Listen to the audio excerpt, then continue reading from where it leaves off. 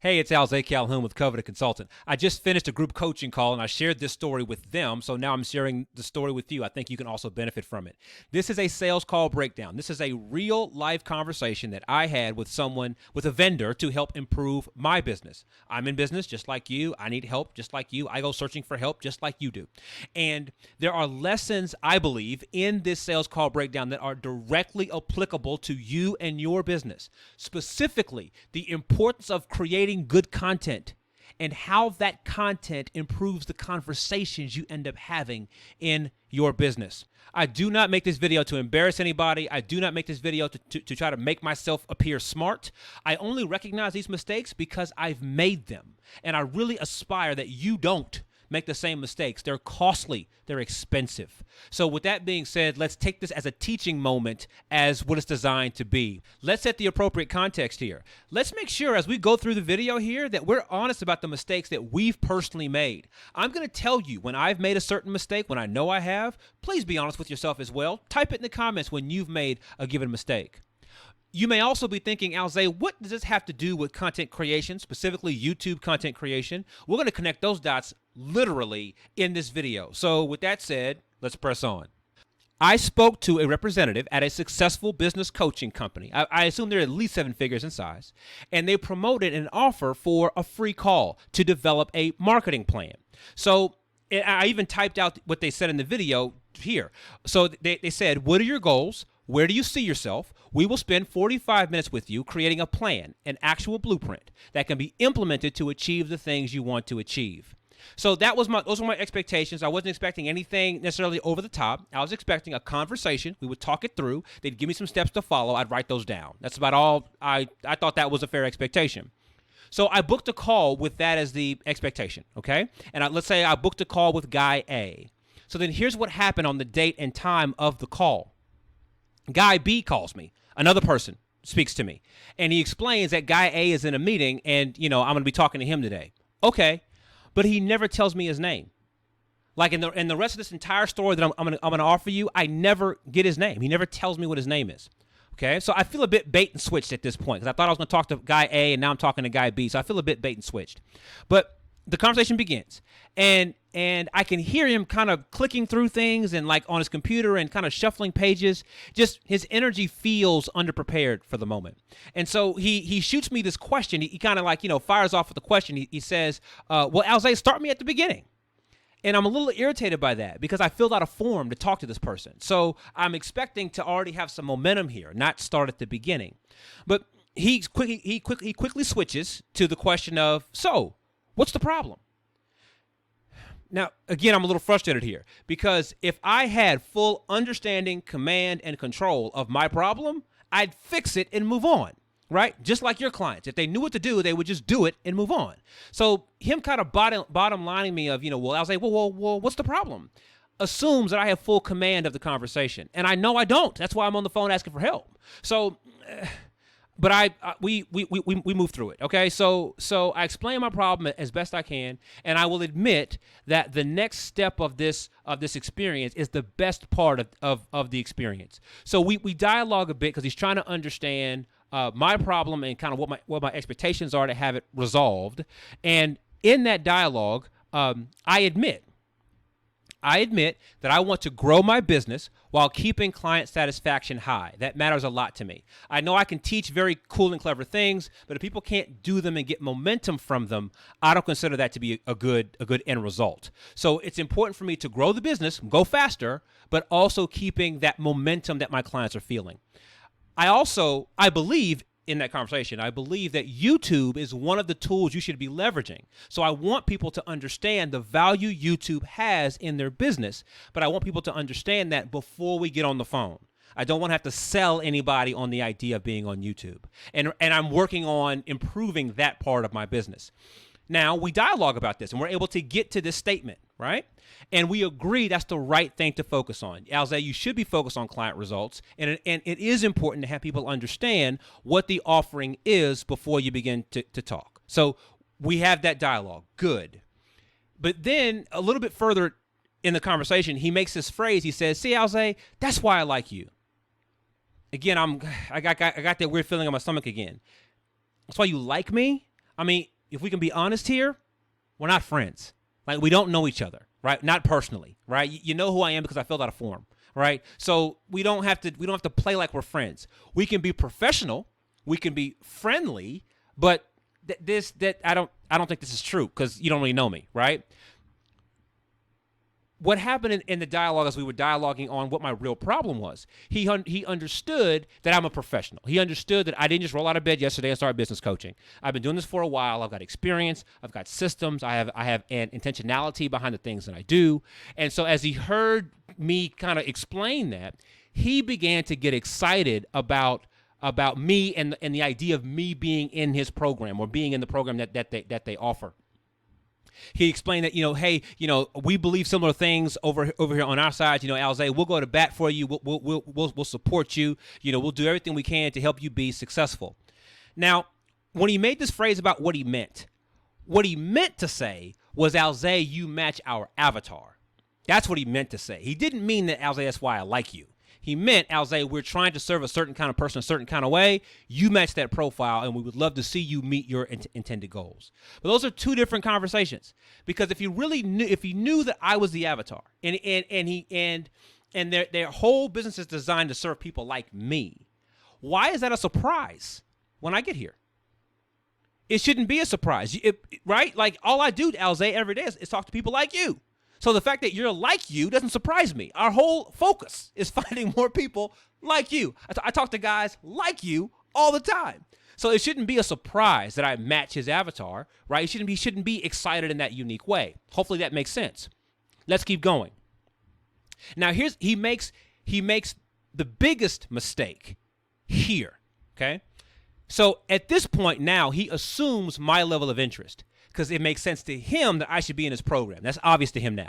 So now he kind of assumes, well, if he gets it, I get it. But where he's clear, I'm not clear. I'm not clear that what they do solves my problem. I don't know what they do over there. I don't know all the ins and outs of how they operate.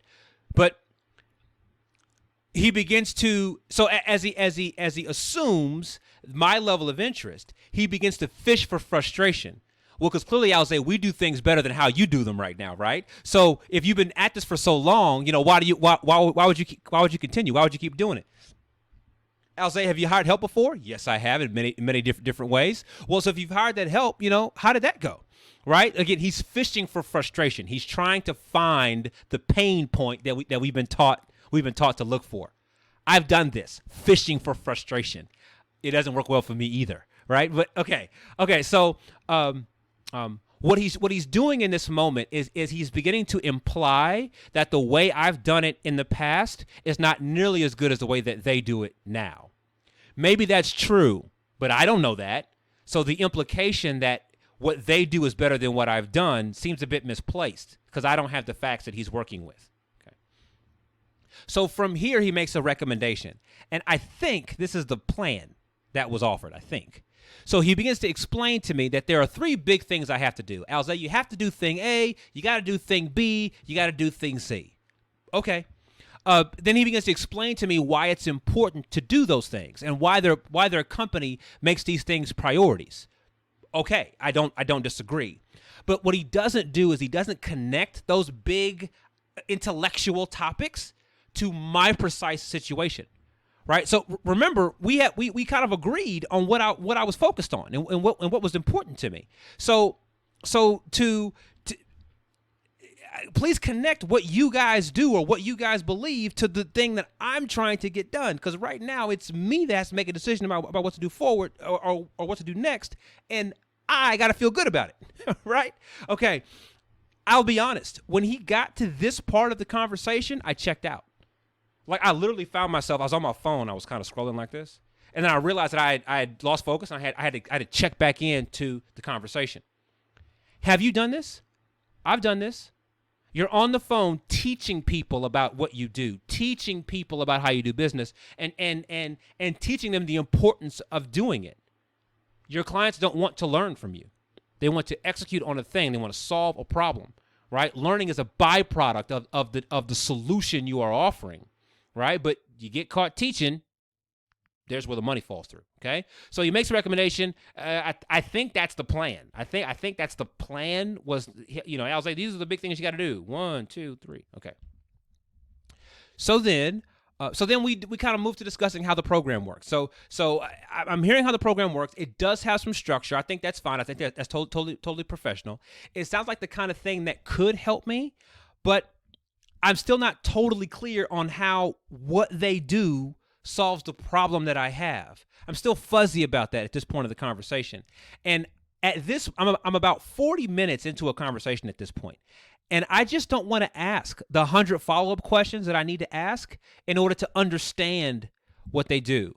Like, to me, that feels like hard work now. So who does it? And then what happens next? And how's that work? And who gets feedback? And do I turn it in? Do I da-da-da? When is it built? How long does it take? Like, I don't want to go through all of that. It's the job of the consultant, the job of the doctor to lay out the surgery for the patient. It's not the patient's job to understand the details of the surgery. That's why the doctor is the doctor and the patient's the patient. That's why you're the expert and they're the client, right? Your job, his job, was to already frame all that for me so I don't have to ask all those 100 questions. But now that I'm here, I'm fuzzy and I'm not, I'm losing my momentum fast. So I tell them that, listen, at this point, I see what you have. I know that it's great. I don't challenge any of that, but I'm not ready to move forward right now because, like I just described, I'm really focused on trying to deliver a certain program. I'm focused on doing what I'm doing right now. Time, energy, and money are spent on supporting that. And I'm not prepared to invest. I can't afford it. I can't afford to move into the thing you got, right? Okay. So I tell him that. I mean, no need to beat around the bush about that. So I tell him what I just told him. He offers to book a second call, and I was submitting to the process he was leading, right? I mean, that's what you have to do when you're the patient, right? You got to follow the doctor. So I was submitting to that process, though I wasn't really invested in having the second call, but that's what he recommended. So, okay. So what he told me was he's going to send me some stuff to do or give me some stuff to read before we speak. I got a problem with the word stuff, I'll be honest with you. Like, do you want more stuff? I mean, don't you have enough stuff? Do you think your clients want stuff? Don't they have enough stuff? Like, you should be in the removing of stuff business, right? Give me that ugly thing. Give me that nasty problem. Like, take things away from your client. Don't give them more stuff to do. All right, so, but okay, he's going to send it. That's fine. I'm following the process that he's leading. Okay. So after that, this concludes the phone call. Okay. So then we have some email follow-up. Okay. So we have the email follow-up. The evening I talked to him, which at the recording of this video was yesterday. He says, okay, Alze, here's the stuff I mentioned giving you on the call. It's a bit of reading, but it shouldn't take long at all. It was attached to the email. If you want to hop in tomorrow, great. Like, you want to hop in the program tomorrow, great. We can get you started. If not, we can work out a game plan. I can give you some stuff to work on until you're ready. Remember, I just told him what I wanted to do. I just told him I wasn't ready to be in the program. I told him that, right? So that this line is misplaced. It doesn't belong. So nevertheless, this is the email. So he has attached these two things.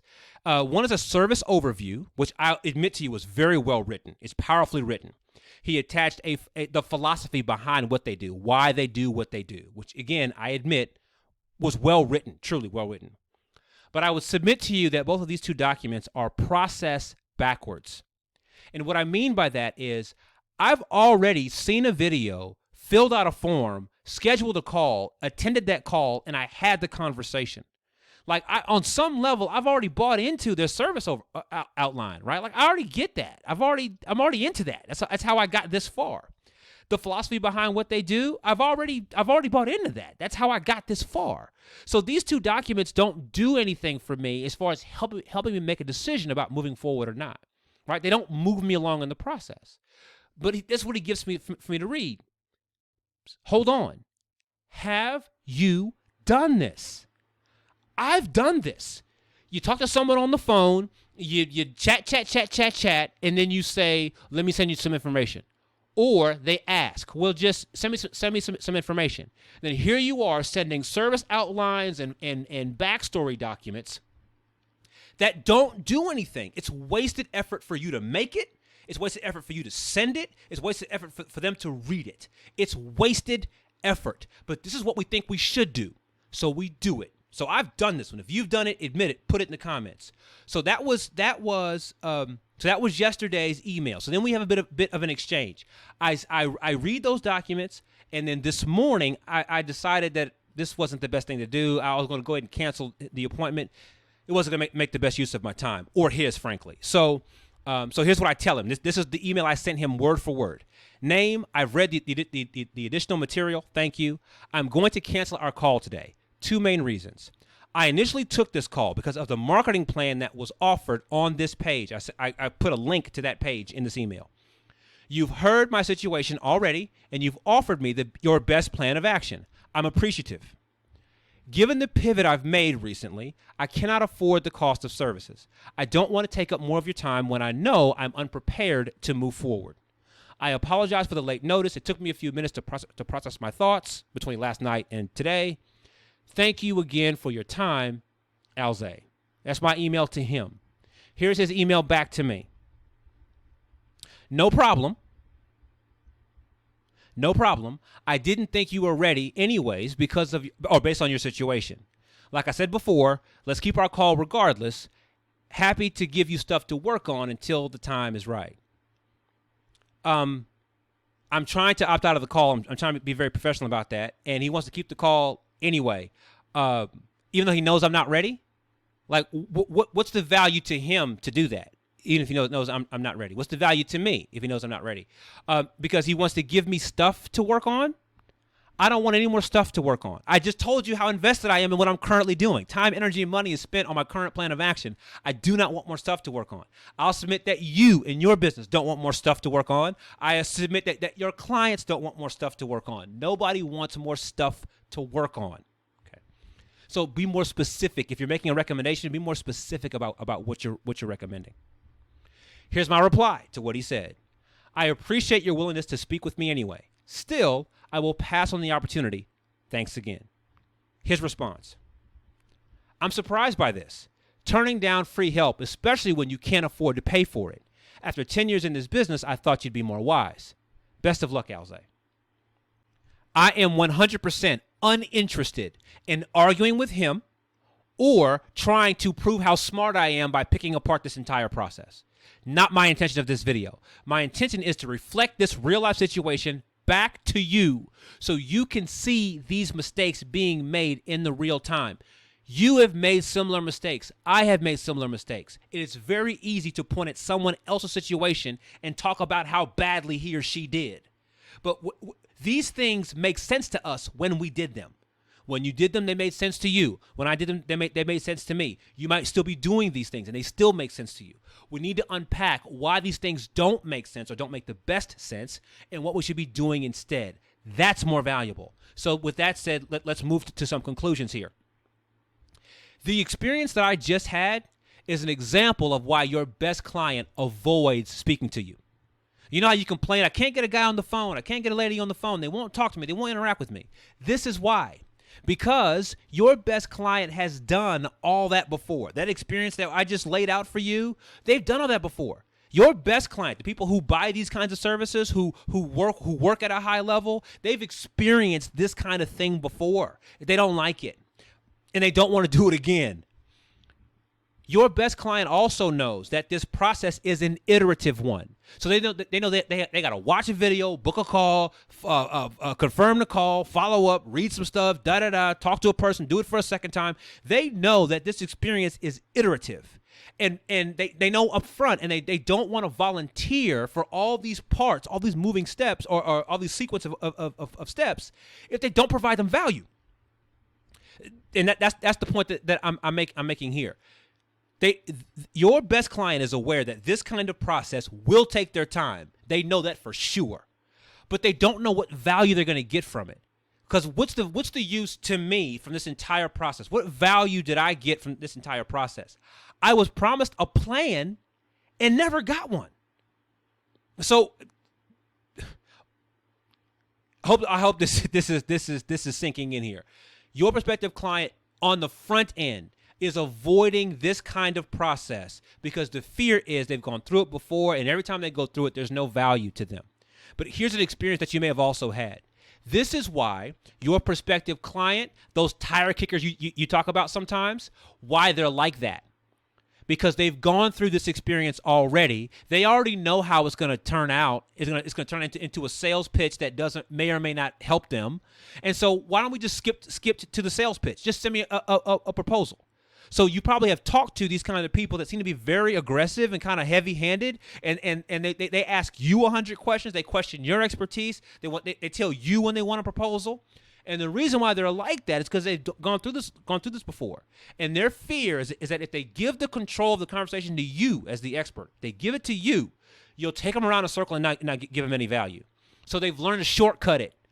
So then the client just takes over, or the prospect takes over. No, answer our questions, follow our process. We'll do it. We'll do it. I would submit to you that the wrong person is driving that bus.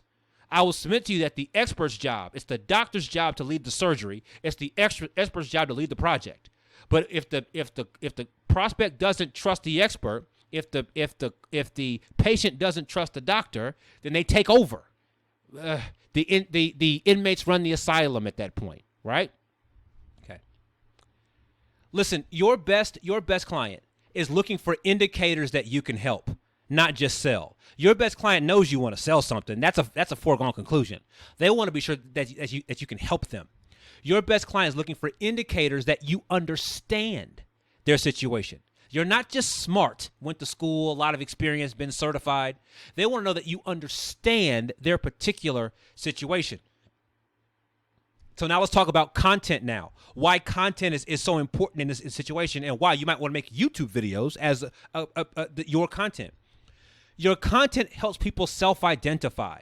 When someone has seen your content and when your content is well-structured, then someone can look at that content and go, oh, they're talking to me. They have just self-identified, right? That's what you want. Or, oh, they're not talking to me. Great. But either way, very early on, they have decided for themselves if they should move forward or not. Your content helps set expectations. You can explain to people very directly what happens next and what you're going to talk about when you talk. So now everybody can be clear on the expectations. Your content helps people decide more quickly what they want to do next. So now when they finally get on that phone with you and you're having that dialogue, it's really now just about checking the final dots. Hey, I've been seeing your content. I know what you guys are into. I know what you guys do. I just want to be sure that you guys can do this, and that. Do y'all handle that this way? Or how do y'all guys do that? Your content does this for you. But trying to get all of this done, trying to build your authority inside the first conversation is the hardest job on the planet. It is so hard to do. And the aggressiveness of that approach makes both sides feel weird. Content helps soften how this works. And I would submit to you that YouTube content, putting your face to camera, making simply edited, well-structured content pieces makes all of this happen so much more efficiently. Let's go a bit deeper here, okay? While we got time, let's go a bit deeper here. Marketing and salespeople have been taught what to say. Like if you look at the sales structure, if I went back and kind of looked at the structure was more or less what you should do in a sales call, right? So like what to say is been taught many, many times before. But marketing and salespeople haven't been taught to mean it. So when you tell someone you're going to give them a marketing plan, you got to give them what you promised. You have to mean that promise. When you tell someone you can solve a problem, you have to mean it. No, for real. I can do what I just said. When you tell someone that you understand, no, you mean it. I actually understand what you just said. I can repeat it back to you. We all know what we've been trained to do, but meaning it, having intentionality behind it, is the next layer of professionalism. You need to be in the habit, be in the practice of meaning everything you say. If you say something, you meant it. If you make a promise, you meant it. And you only talk about things that you mean to do. You only engage in projects that you know you can control. You control the scope in that way. So practically, make smaller, make tighter, make more precise promises. And you can practice this inside your content. Control the scope of your content. Don't try to cover 30 things at one time. Identify the topic, solve for that topic, close the video out, right? Like focus, use your content as a way for you to practice how to make smaller, tighter promises. Use your content as a way of showing your prospective client that that everything you say, you mean. Everything you say, you can support. It works on both sides that way. Here's the worst part about this story that I just told you here. One, he never told me his name. Like, I'm interacting with a guy that it never occurred to him to stop and slow down and just share his name with me, because he wasn't worried about me. He was worried about him. How does he and the company get feedback here? So, I'm doing my own reflection on the conversation that I just had. Will he? Will his company? And what will they reflect on? Now, what data will they use to figure out whether or not this was a good conversation? That I didn't buy? And even if I did buy, here's what's important to appreciate here. Even if I did buy, how does he know what he's actually solving for? Because we never connected those dots together. We never agreed that this is the core problem, this is what will solve it, and yes, I want to do it. That agreement never took place. So even if I did say yes to this expensive program, how does he know what I'm solving for? How am I sure, for that matter, what I'm solving for? Or do we have two different interpretations? And what I would submit to you, and I know you know this, is there's a day where those two interpretations come to a head. There's a day where those two different interpretations reconcile. When does that happen? Week 2, week 8, week 12, week 46. Sooner or later, what they thought they were solving for and what I thought I was solving for are going to reveal to be two different things. And on that date, what happens now? Weird conversations, awkward things. I said, you should have known, I should have known. Give me a refund. We don't do refunds. Awkward. All because we've mishandled this conversation. All because we didn't put the right content in front of this conversation to set the appropriate expectations. Because coming into this conversation, what I expected and what I received are not in alignment. So hopefully this reflects back on you. Again, this is a teachable moment for you and for me. This is not the intention here, not to embarrass anybody or prove how smart I am or prove how smart you are, for that matter. We're looking at have you done this? What mistakes have you made? Where in this have you made the same mistake? Admit to that. Let's commit to improving upon that. Let's serve our clients better. Thank you so much for your time today.